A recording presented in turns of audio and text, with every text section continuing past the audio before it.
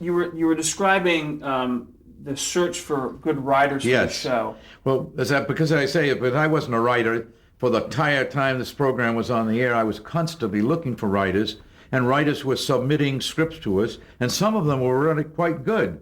But by then, we had established the character of Mary Kay and Johnny so definitely and so close to home that it was impossible for us to adapt the scripts that we were getting. And as I say, if we were playing the characters of Jane and Bill, there would have been no problem at all. But because we were playing Mary Kay and Johnny, and because she'd been pregnant, because Christopher had been born, and because the dog Duke was our dog, and our best friend Howdy was our best friend, and everything was that, it was very difficult for writers to, without coming to live with us for 6 months, to be able to capture that. And as I say, we were not farce, we were comedy. Today, the comedies, I think, are farce, and they require laughter, and that's why they have the canned laughter and sort of thing. We were very light comedy. It was funny. We had gags and things of this sort, but it was more or less character comedy rather than character jokes. And we were desperate for writers, but the one that came closest was a fellow we worked with for 6 months, and he really turned out quite well. And we had a dear friend by the name of Larry Gates, who was a well-known movie and Broadway actor. And he said to me, I know you're busy and I know you're frantic, but I've got a little book I want you to read. It's called Home as If You Find It. And my first reaction was, I haven't got time to read a book. I've got to get this script. But anyway, I read the book, and it was very amusing. And it was about a young couple during the war with a housing shortage trying to find a place to live. And it had a delightful humor in it. And so I called up the author, a fellow named Bud Nye, who was working for Gibson Cox, an advertising agency in St. Paul. And I said, have you ever seen TV? And he said, no. And I said, well, my wife and I are doing a TV thing, and this is what TV is like, basically. And this is the characters like, basically. And we must have talked for an hour and a half on the phone. He was fascinated because this was a whole new world to him. And I was desperate to get somebody, and I liked his book. So at the end of the hour and a half, I said, are you willing to take a chance? And he said, yes. And I said, all right, quit your job and come to New York, and I'll hire you as a writer for 3 months or something, a trial period, to be sure that you like us and can do what you can, and we like you, and you kind of thing. So he said, okay. He sold his house in St. Paul. His wife and 2 kids flew to New York, and they bought a house at Levittown out on Long Island. We didn't even know what he looked like, so he described himself, and we went to the plane to get off. We shook hands as the first we knew. But we hit it off immediately, and he did have this marvelous humor. So he wrote a test script, and although it was full of mistakes because he didn't know TV, it still had this comedy in it, which was quite delightful. So for 6 months, we worked together. I would do a certain amount of rewrites, but we worked together, and it worked out. And that's as close as we ever came to having a writing staff, so to speak. Wow. And obviously, after working with us, he didn't go back No, to he St. got- Paul. He decided other that writing New jobs. York was where he wanted to be, so he continued I in think the field. I think he ended up in an agency, but he did very well, and he was glad that he made the move, and we certainly were glad that he did too. How did the network respond at that point? It was NBC. How did the network respond when you didn't want to go on with the show? Well, it was sort of a mutual thing because at that time they were carrying us as a sustaining program, and the sales department was like every other department at this time, was didn't have the crack salesman and this sort of thing. And so we went on for a few weeks just as a sustainer. And at this point, there was sort of a mutual agreement. I had wanted desperately to stop because I wanted to do other. We were just talking about when you told the network that you didn't want to Yes, continue, yes. and their response to it. Well, it was sort of by mutual consent because at the time that we went off the air, we didn't have a sponsor. And so the sales department in those days, like every other department, everybody was trying but really not too successful knowing what they were doing. And so it was costing NBC money every week to do the program, and budgets were very small. And I was desperately wanted to get it off because I had just totally dried up as a writer, and it was getting to be more and more difficult. So it was by mutual consent that it went off. And it was at that time that I told Mary Kay that she should take a sabbatical, have our second child, and when it's born, we would put the show back on the air. So after the baby was born and she was ready to do the Mary Kay and Johnny show, by then I was involved in producing and directing and other things, which wasn't the pain of writing. And so I had to think up something very quickly to get out of my promise. And that's when I had the brunch with the vice president, and that was the birth of the Mary Kay's Nightcap. But I did want to tell you something about that. As I say, Mary Kay would talk, and when she finally get through, she'd blow a kiss. And at that time, a very dear friend of ours and godfather of our daughter was a fellow named Alan Handley, who had a great many credits. He had directed the Academy Awards and the I Love Daddy, what's the guy's name? Danny Thomas. Danny Thomas. And, you know, a whole lot of credits, big credits. And he was asked to come out from New York to do Dinah Shore, to put her on TV. It started as a 15-minute show. And before it went on the air, but when it was getting ready, he made a quick trip back to New York. And because he was a dear friend, he came up to the studio at NBC to see Mary Kay do her Nightcap. And he said after it was over, he said, you know, I haven't got a tag for Dinah. Is it all right if I steal your kiss, Mary Kay? Mary Kay said, sure. So he went back, and he didn't have time to tell Dinah how delicately Mary Kay had done it. He just said, blow a kiss. So that's where the mwah came from of Dinah Shore, where her sign-off all those years started with Mary Kay's Nightcap and the little blowing kiss that she gave. So with all of her energy, she improved Yes. on the kiss. Well, I don't think it was improved. It was different. Nobody could improve on my wife. Oh, you're so sweet. He's Now, good at, what are he's we good talking- at those compliments, right? I'm counting. Well, tell me how U.S. Steel our relationship came about. Well, now let's see. I was producing at NBC, and were you working or not at that time? I can't remember. I don't Well, you had appeared on Kraft Television Theater. Yes. You were with Leslie Nielsen, for Yes, example. that was A Kiss for Cinderella, and also on Armstrong Circle Theater, you played the lead. So did I. Danny's Tune. is Yes. that it? Yeah. Yeah. And I did too, but I can't remember the name of the program. I mean, the name of the script. But anyway, Mary Kay was freelancing and doing very well. And the U.S. Steel The Perfect Corporation. Type. The Perfect Type. The Perfect Type. Is that That sounds What? like the show you did for the Armstrong Circle Theater. Called what? The Perfect Type. I With think Richard that Dare? It could well be. I think Ruth Ford. Is Yes. that right? Yeah, think that Augusta is it. Dabney was on it. Yes. Yeah, that's it. That's the one. Okay. No. That was Augusta you Dabney. I directed the one directed that that one. Augusta Oh, you was directed on. that I one. directed the one. No, the other one I really don't remember what. Okay. I mean, we're going back a long time. I know. I mean, understand. Well, okay. But to get to the U.S. Steel, U.S. Steel, as you probably know, is made up or was made up of a number of different companies, independent companies, and they merged. And there wasn't too much communication. Each one was still going off in their own direction. So the corporation was looking for some way to get some continuity or to get some relationship with from. Also, they were going on the air with the U.S. Steel Hour, which was a big hour drama, and it was on every other week with the watch company, Elgin. I can't remember. The Elgin Hour, yes.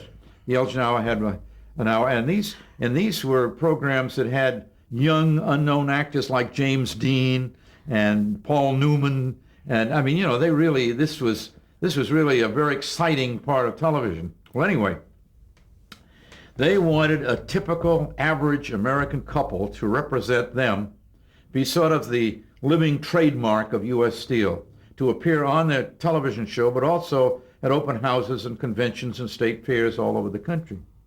So they did research on every married couple in show business because they wanted to be sure to get a couple that there was an awfully good chance they were going to stay married and not get divorced, or there wouldn't be a scandal, or there wouldn't be something or other. So they finally got all the way down the list to Mary Kay and Johnny, and they did a thorough background check on us. As I mentioned, they could even tell me the grade I got in fourth grade, which impressed the heck out of me. But they finally said, well, we want to do a test. So that was when I wrote that little episode that I told you about, the Mary Kay writing the letter to the president of U.S. Steel. And after doing that, they said, yes, we want you to do it. This was about a year it took them to make up their minds. So Mary Kay and I were flattered that we had this marvelous job and paid tremendous wages. And however, I said to U.S. Steel, I said, we know nothing about U.S. Steel, and we don't want to go on the air and pretend like we've just read a script and now we're going to be experts on it. So we really would like to know your business. Well, they were thrilled to death, and they sent us to Pittsburgh, and we took the full sales training program that they give the salesmen. And Mary Kay flipped white-hot ingots in the steel mill. She unloaded a Hewlett unloader, putting out of an ore boat, and we went all over the place doing these things at state fairs and conventions and open houses and this sort of thing. And it was a marvelous experience because here are two people from show business. It opened up a whole new world to us. And Mary Kay got to a point where she could tell you exactly how much, what the pounds of steel was in an automobile, and things of this sort. And that's a talent. So anyway, there was a little bit of problem at first when it first went on the air because they were doing an hour drama. And between the acts of the hour drama, suddenly there was this little domestic comedy going on about something to do with steel. Now, approximately what year did you start doing this? This was in the 50s, wasn't it? My guess is... I would say it was around 53. I would say 50. I think Melinda was just starting to walk. I think she was about 18 months old. Well, honey, I remember we bought the house in Dobbs Ferry because we had the job with steel. So so I think it was around 53. So about a year after Mary Kay's Nightcap went yes, off right. there. And I had been producing things, and Mary Kay had, the NBC wanted a late night program, and I had always figured that New York was a very lonely place because people from all over the world would come there for business. They would have dinner, they would go to see a show, and then they'd go to the hotel, which was an unfamiliar bed, and they couldn't get to sleep, and there wasn't anything to do but read the Gideon Bible or something or other. And I thought, well, there should be something on TV for these people. And in those days, Steve Allen was under contract to CBS for a thing called Songs for Sale. And they had gotten him east, but it went off the air, but he was still being paid, so he wasn't working. And Ted Cott, this vice president, and I've talked about this thing, and we got Steve Allen over to talk to him at NBC, and we said, well, we're thinking about a late night show, and if we did it, what would you do? And he said, oh, gosh, that's the kind of thing, that's what I do. I'm not a stand-up comic. I'm not a skit man. I am what you're talking about. He said, that's exactly what I want to do. So it was a 45-minute show from 11:15 to 11:30, 5 nights a week on NBC, and it was local. 11:15 to 11:30 is 15 minutes. 11:30, a quarter of 11 to 11. I'm sorry, I beg your pardon. Okay. And we held an audition, and we hired an unknown boy by the name of Steve Lawrence and an unknown gal by the name of Edie Gourmet. I didn't realize I was going to play Cupid. I just had two good people. They did get married. And we had the NBC staff orchestra. And it was, it was one of those things that we had no writers, but I had my trunk of old material, and Steve Allen had his trunk of old material. And between the two, we would put it on. It was very, very loose, and songs and a couple of skits and things of that, and guests would come in and stuff. And it was really... Knickerbocker Beer was a sponsor. Well, yeah, we got a local beer sponsor because we wanted to try it a local before we offered it the network to work out all the bugs. So we got a local sponsor, Knickerbocker Beer, and for a year it was on the local station. And I left it before the year was up because U.S. Steel came along and gave us this tremendous offer. But did you produce the show? Yes, I produced the Steve Allen show, which, as I say, it was the same thing that the Tonight Show was at that time. Same kind of format. Same format, yes, exactly. Except it had a bigger budget. Did you also direct episodes? No, Dwight Hemming. I hired Dwight Hemming as the director, and he continued to direct it.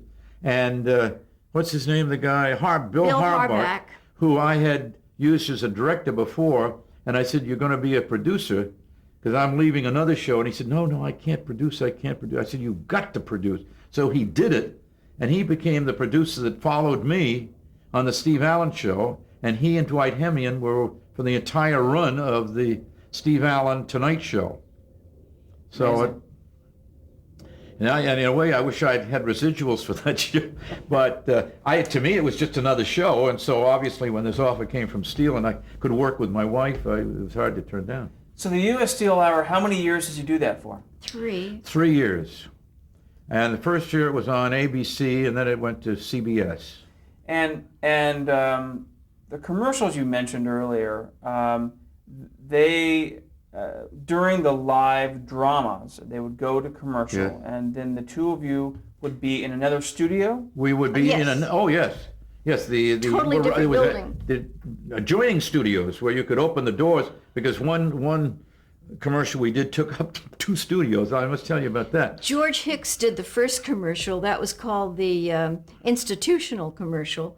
And then we did the second commercial, which was called the commercial.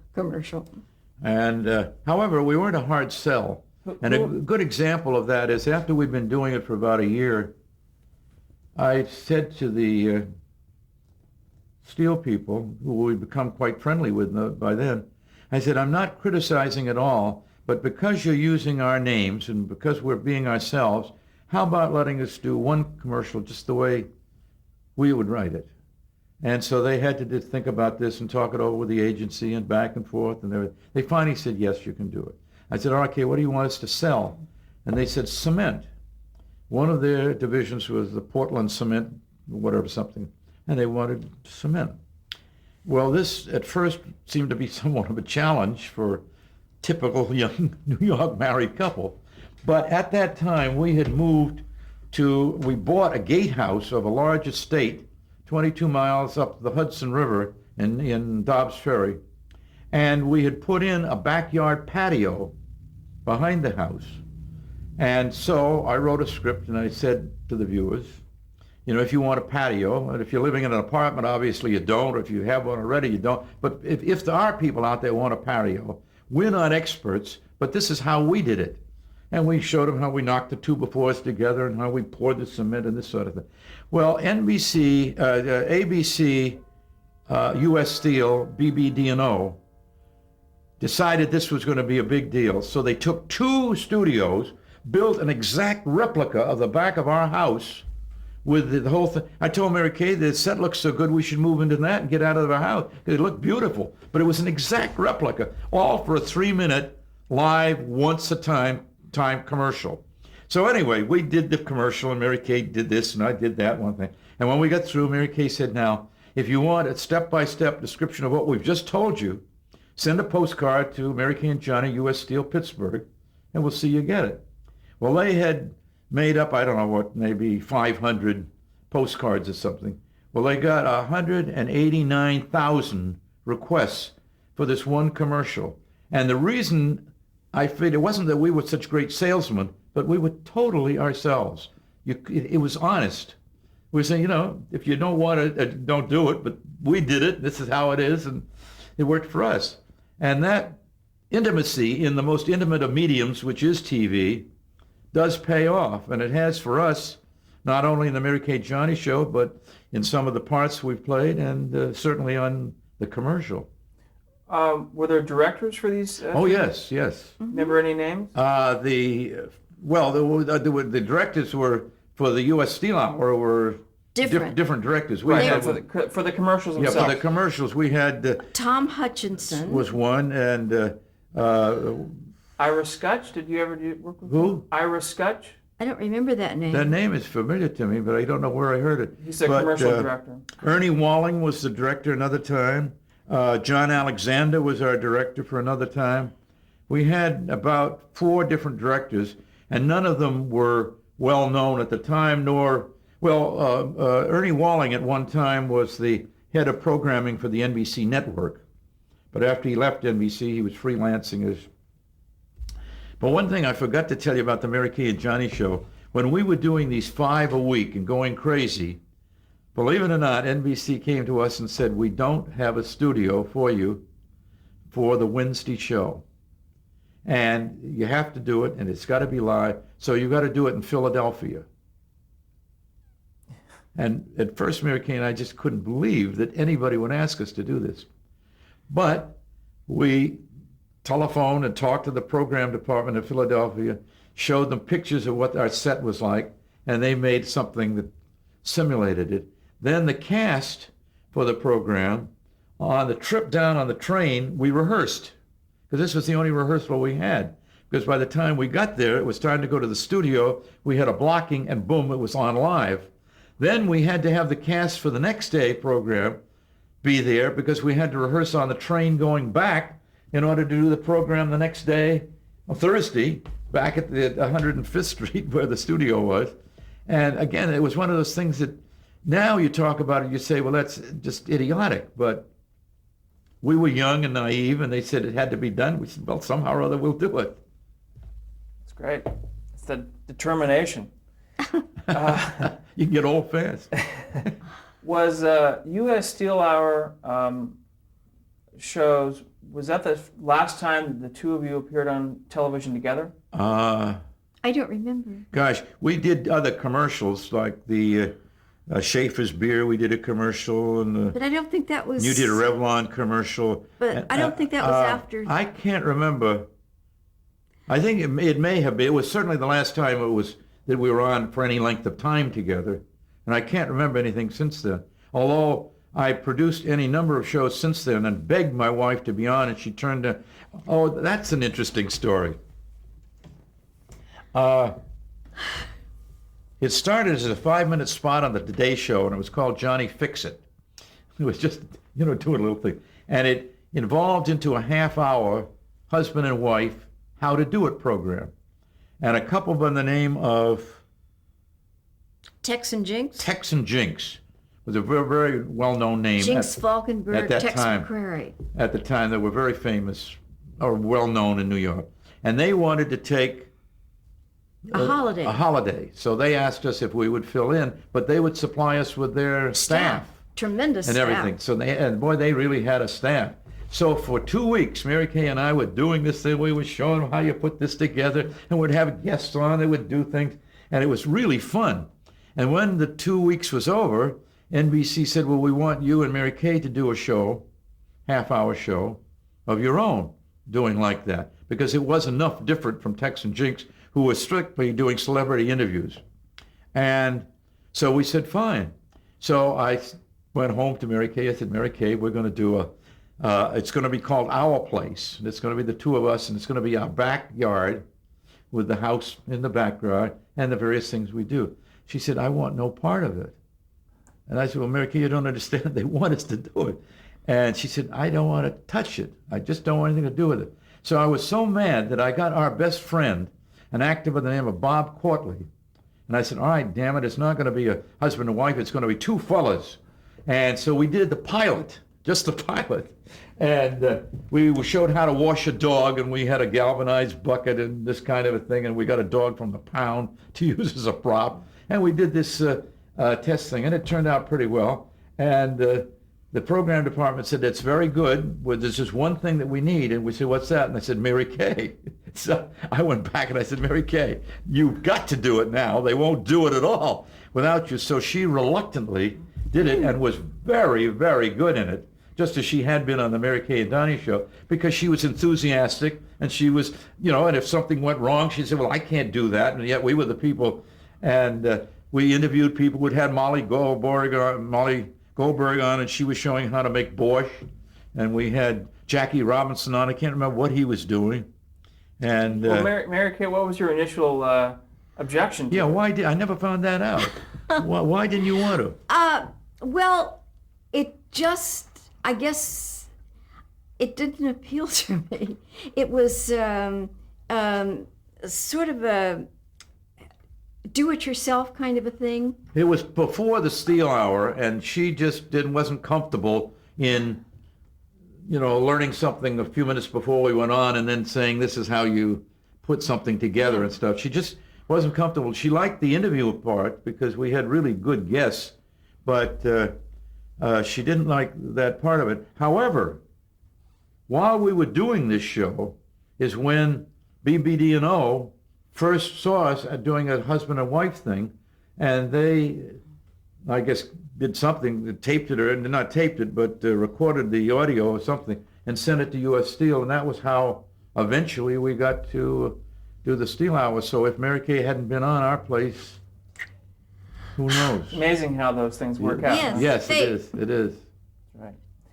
I think I want to cut camera and then sit down with the two of you real All right, quick. fine. Okay?